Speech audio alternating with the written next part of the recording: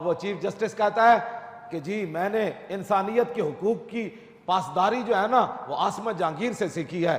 میں نے قبلہ اتنی بڑی کرسی پر بیٹھ کر اتنا بڑا جھوٹ بولتے ہو, ہے اقلیت, تم انسانیت کی ایک گستاخ عورت سے تم نے سیکھے ہیں جو ساری زندگی حضور کے گستاخوں کی حمایت کرتی رہی ہے, جس نے مسلمان بچیوں کو آوارہ بنایا ہے, اس سے تم نے انسانی حقوق سیکھے ہیں. انسانی حقوق تو کائنات میں امام الانبیاء بتا گئے کہ انسان کے حقوق کیا ہوتے ہیں. تم نے انسانی حقوق اس عورت گستاخ عورت سے سیکھے ہیں جو ساری زندگی حضور کے گستاخوں کی وکالت کرتی رہی, اور جس نے 6 گستاخ نواز شریف سے اس کی بیوی کے ساتھ سہیلی بن کر اس نے چھڑائے ہیں. آپ کس منہ سے قیامت والے دن حضور کے سامنے پیش ہوں گے؟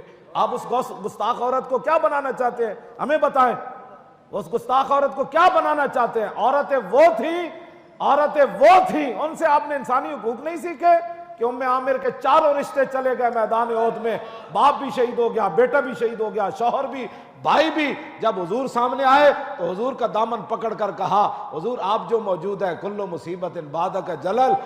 آپ نے اس عورت سے کچھ نہیں سیکھا. اتنی بڑی کرسیوں پر بیٹھے ہو, پاکستان کا مال کھاتے ہو اور مڑ کے گستاخوں کی حمایت کرتے ہو.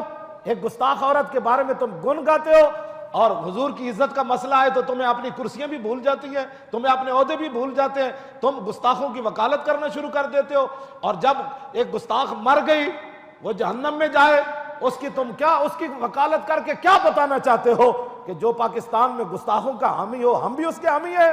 تو پھر سن لو, اگر تم گستاخوں کے حامی ہو تو ہم بھی محمد عربی کے غلام ہیں.